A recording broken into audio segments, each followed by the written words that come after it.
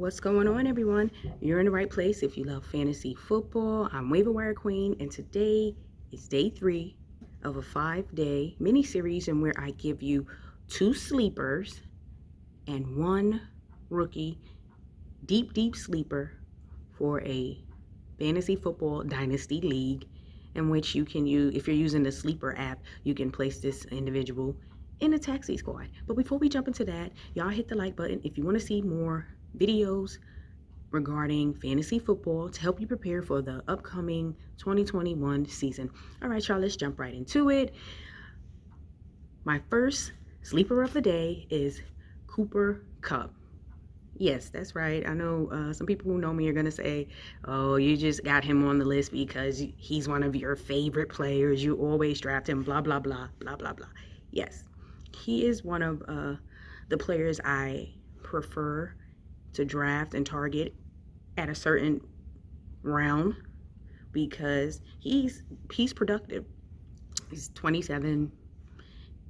He had 92 receptions last season, 974 yards, 3 touchdowns. He was considered a wide receiver 27 in 2020, which isn't bad. I thought it would be worse because there were times where he just didn't have solid games, and some of that had to do with the quarterback. So he has Matthew Stafford. Okay, and a lot of people say, well, what's the major difference between Matthew Stafford and Jared Goff? Matthew Stafford is a better quarterback than Jared Goff. That is the major difference.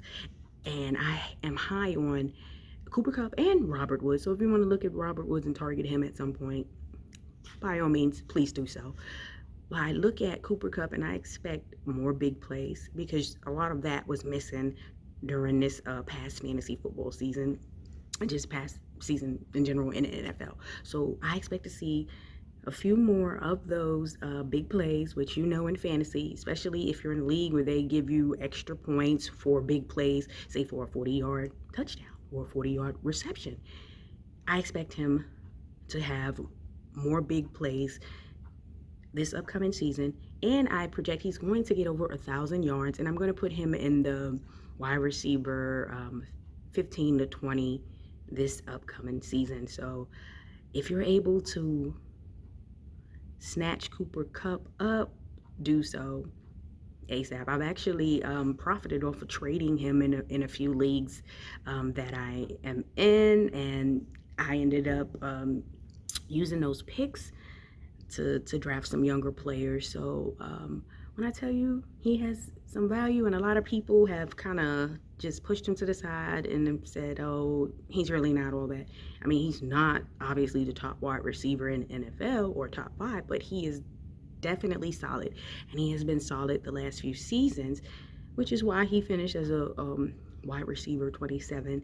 And you got to realize he did that with having a quarterback that wasn't really that great. So just imagine what he's going to do with a better quarterback, someone who is more consistent than a Jared Goff, which Stafford is. So what type of fantasy points you can expect from him? Well, last season the standard 11. I see that bumping up to maybe 12 or 13, and then PPR 16. Maybe you can see that staying at 16 or bumping up to 17 or 18. He is super solid, and you cannot go wrong with picking up Cooper Kupp. All right, y'all, let's move right on to another favorite of mine who I like to target when I'm drafting. So pick sleeper number 2.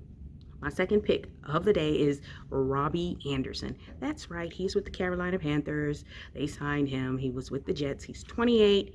He is going to hook up with Sam Darnold again. Now, when they played together, he ended up with over 1,500 yards, 11 touchdowns, and 30 games with Darnold.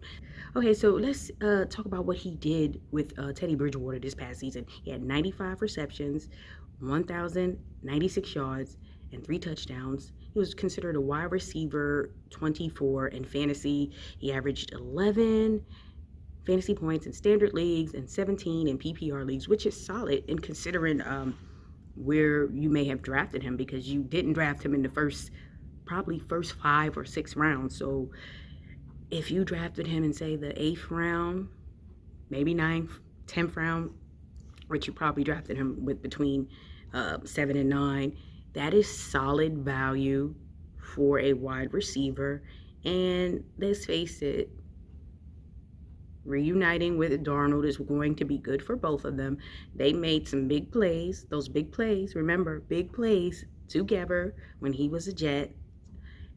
And I can see that happening on the Panthers this upcoming season because they had a rapport. They had a solid rapport.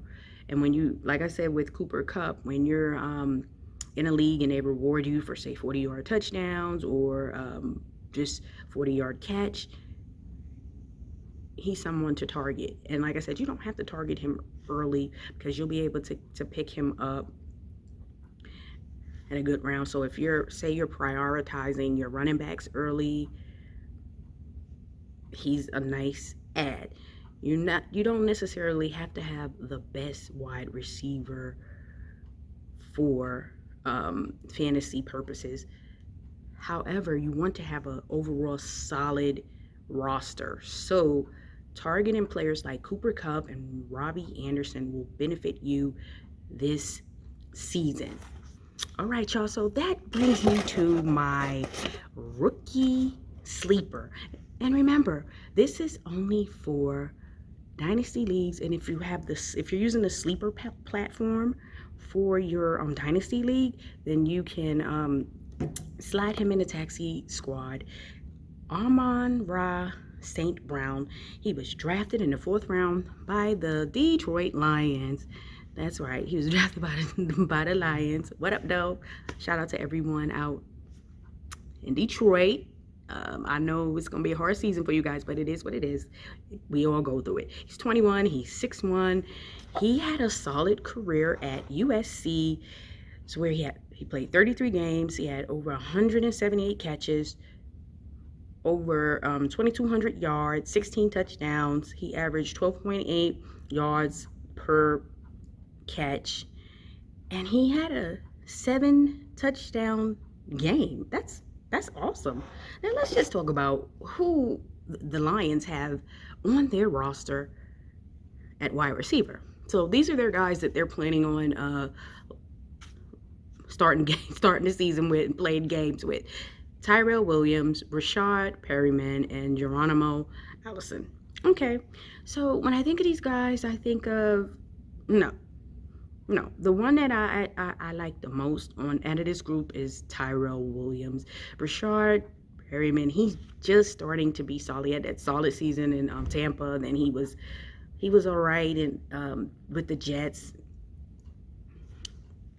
No, that's not going to cut it. I'm going to say that Jared Goff is not your long-term solution at quarterback. He's not your franchise quarterback. Waiver Wire Queen knows that, and I'm sure you know that. So why not start adding young talent for when you do draft your potential franchise quarterback? You're ready for the season. Okay, let's talk about it. Let's dive a little bit deeper. This kid has the opportunity to come in and potentially take one of these guys' jobs. He's young. They're in rebuild mode. They're going to want to see what they got in this young man. They invested a pick in him. 4th round, most people will say, well, that's not that high. Well, nonetheless, they invested draft capital in this young man, and they're in rebuild mode. So they're going to give him every opportunity to be successful and potentially take starting jobs. So what do you do when you're in a dynasty league and you have to place some players in your taxi squad, especially if you're using the sleeper platform, using that app?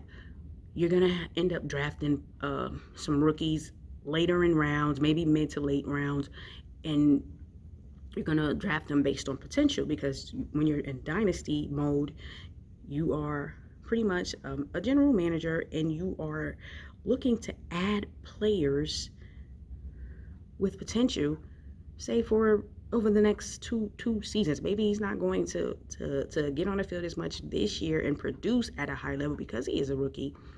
However, maybe year 2, He's going to see the field more, and he's going to produce. And what happens? You drafted him. He's in your taxi squad. You get to see what he can do. Definitely a solid ad. I wish I would have prioritized him more in a few of my dynasty leagues. I didn't, but I think this young man has potential and opportunity. And when you have potential and you have opportunity, guess what? You may win that starting job. So don't be surprised if the start of the season he may end up taking someone's starting job. So let's see what he can do. All right, y'all know what to do. Hit that like button so you can see more fantasy football videos to help you prepare for the upcoming 2021 season. Subscribe to Waiver Wire Queen. Hit that subscribe button extra hard. Make sure your notifications are turned on so you can keep current with what's going on for the upcoming season, because we always stay ready. We stay ready, so we're ahead of our competition. Y'all, make sure you follow me on Facebook, IG, Twitter, and TikTok at Waiver Wire Queen. Y'all have a great day.